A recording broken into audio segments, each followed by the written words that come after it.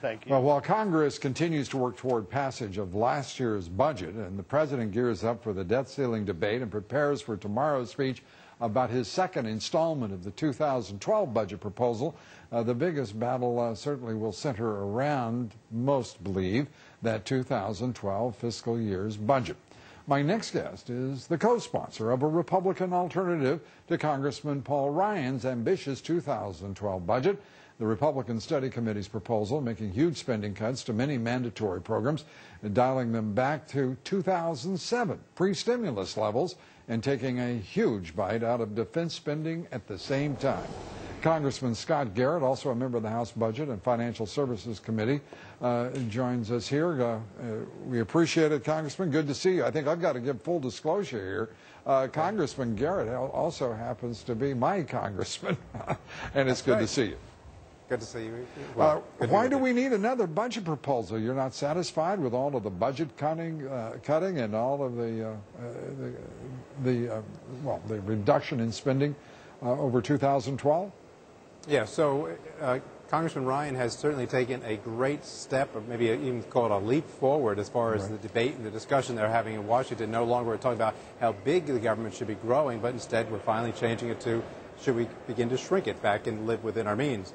And what we're just suggesting over at the RSC with our budget, the Republican Study Committee budget, is that maybe we can just go even a step further and actually have a budget that balances within the 10-year window, which is the way we budget things down here.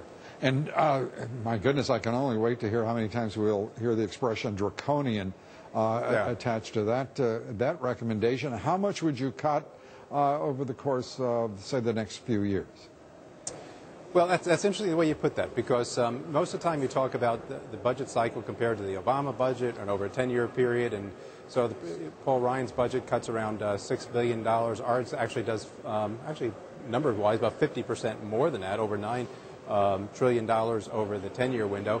But I think the important thing to really look at is what are we doing with regard to the 2012 budget versus where we are right now, 2011. President Obama wants to go up about 2%.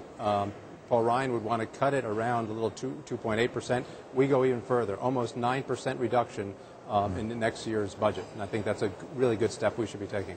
And that is an ambitious proposal from the Republican Study Group, in that the Ryan budget, as I understand it, would take just basically about 25 years to reach balance at those projections. Is that a fair statement? Yeah. That's about right. It's around 2036 or 2037, I think it is, around for Paul's budget to balance.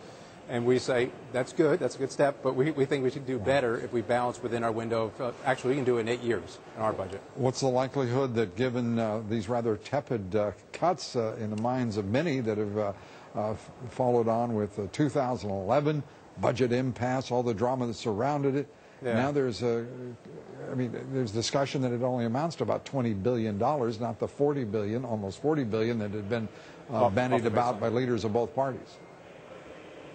Well, you know, here's one interesting polling number I saw the other day, and that is the next issue after all this is the debt limit increase. And I forget the number, but it's around like 60-some-odd%. Two-thirds of the American public says, hey, don't raise the debt limit. Well, you know as well as I do, if you don't raise the debt limit, that basically means let's balance it today. So if two-thirds of the people are saying let's balance it today, I think maybe that's an indication where the American public is as far as balancing, you know, within the window of 8 or 9 years or further. I believe, Congressman, the polls that I've seen at least say don't raise the debt ceiling without getting guarantees on reduction in spending. Is that a fair construction of the polls you've seen as well?